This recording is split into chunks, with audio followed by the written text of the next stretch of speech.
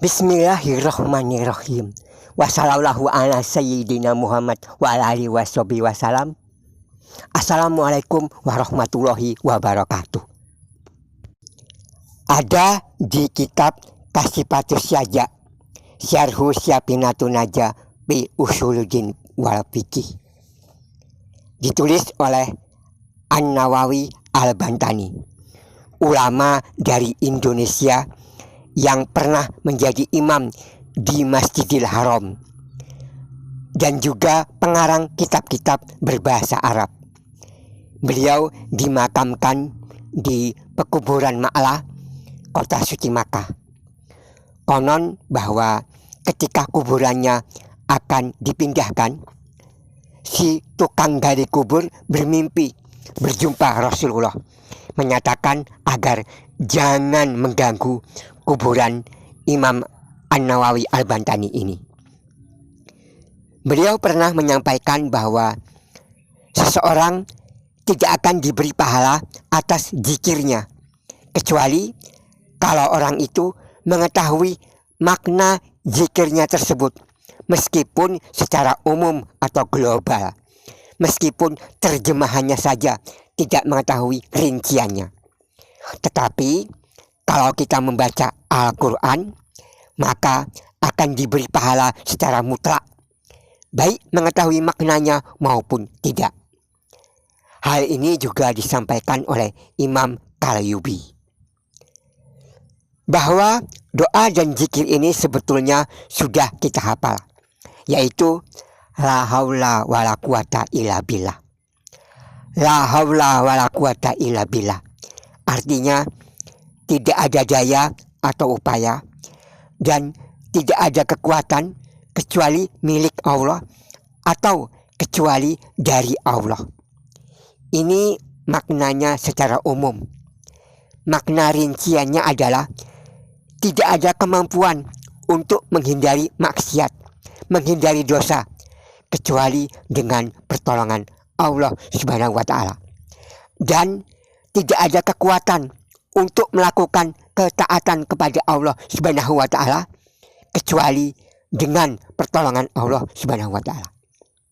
Itulah sebabnya ketika diseru dengan suara azan, hayya 'alas shalah, hayya 'alal falah, marilah kita sholat, mari menuju kemenangan. Orang yang sedang mendengarkan azan disunahkan untuk menjawabnya dengan ucapan la haula wala quwata illa billah. Kita tidak akan mampu bergerak dari satu tempat ke tempat lain kecuali karena pertolongan Allah Subhanahu wa Ta'ala. La haula wala quwata illa billah adalah satu kalimat yang penuh kepatuhan dan kepasrahan diri kepada Allah Subhanahu wa Ta'ala. Tidak ada kesombongan di sini. Walaupun Anda selalu berhasil terbangun di waktu malam lalu sholat tahajud, walaupun berhasil berzikir semalam suntuk tidak tertidur, walaupun berhasil berpuasa dari fajar sampai matahari terbenam, tidak lemas, tidak pingsan, itu semua berkat dan karena pertolongan Allah. Dalam hadis dari Abu Musa Al-Asy'ari disebutkan bahwa Rasulullah Shallallahu Alaihi Wasallam pernah berwasiat bahwa satu kalimat yang bersumber dari bawah ars di surga dan merupakan salah satu perbendaharaan harta surgawi, yaitu kalimat la haula wala quwata illa billah. Jika seorang hamba mengatakan la haula wala quwata illa billah, maka Allah berkata, hambaku telah berserah diri dan tunduk hanya kepadaku. Ketika Nabi Muhammad SAW menjalani Isra wal Mi'raj, beliau bertemu dengan ruh Nabi Ibrahim alaihissalam yang duduk di samping pintu surga, duduk di atas kursi yang terbuat dari intan hijau. Nabi Ibrahim berkata, perintahkanlah kepada umatmu, wahai Muhammad, agar memperbanyak tanaman-tanaman surga, karena tanah surga sangatlah subur dan luas. Dan tanaman-tanaman surga adalah la haula wala quwata illa billahil aliyil azim. Juga dalam hadis yang lain disebutkan bahwa tanaman surga itu adalah subhanallah walhamdulillah wala ilaha illallah wallahu akbar. Itulah sebabnya di dalam memahami dua hadis ini, para ulama menganjurkan bacaan zikir yang merupakan gabungan dari dua kalimat tadi. Gabungan dari dua riwayat hadis, yaitu subhanallah walhamdulillah wala ilaha illallah wallahu akbar wala haula wala quwata illa billahil aliyil azim. Dalam kitab Fawaid Asy-Syarji, Ibnu Abid Dunya berkata, barang siapa yang mengucapkan la haula wala quwata illa billahil aliyil azim 100 kali setiap hari, maka orang itu tidak akan ditimpa kepakiran. Sementara itu, Syekh Yusuf dalam Hasyiah ala Al-Mi'raj menulis, ketika seseorang memiliki hajat yang penting, bacalah la haula wala quwata illa billah 300 kali, maka Allah memudahkan hajat itu. Di dalam hadis riwayat Ahmad disebutkan bahwa jika dibaca bersama 100 kali, yaitu subhanallahi walhamdulillahi wala ilaha illallah wallahu akbar wala haula wala quwata illa billahil aliyil azim 100 kali, maka akan diampuni segala dosa-dosanya meskipun sebanyak busa di lautan.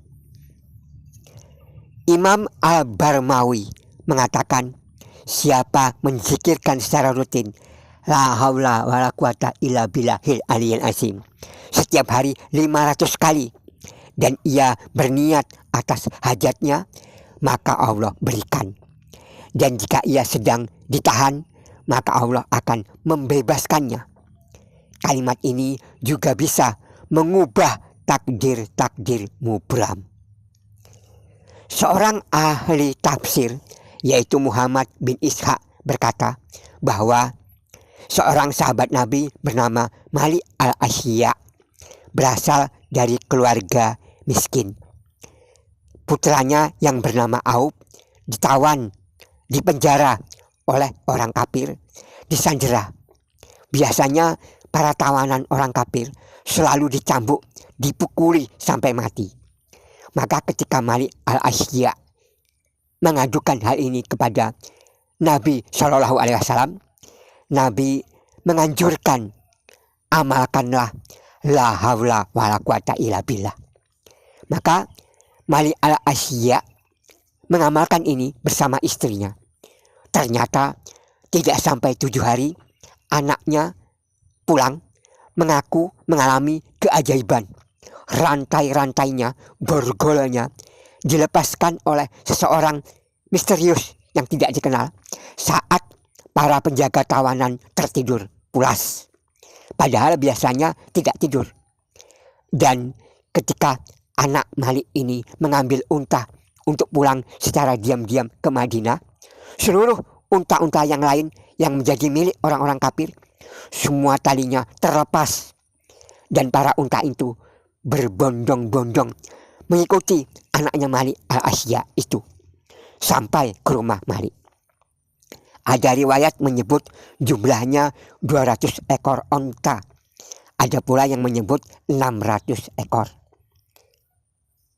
Ibunya tidak percaya ada unta begitu banyak. Lalu Malik melapor kepada Rasulullah. Rasulullah menjawab, itulah berkat la haula wala quwata illa billah. Karena peristiwa inilah turun ayat wa may yattaqillaha yaj'al lahu makhraja wa yarzuqhu min haitsu la yahtasib.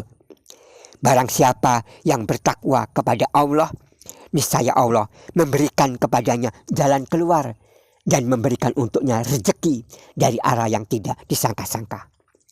Nabi menyatakan, semua unta yang ikut dengan anakmu dan datang kepadamu adalah milikmu.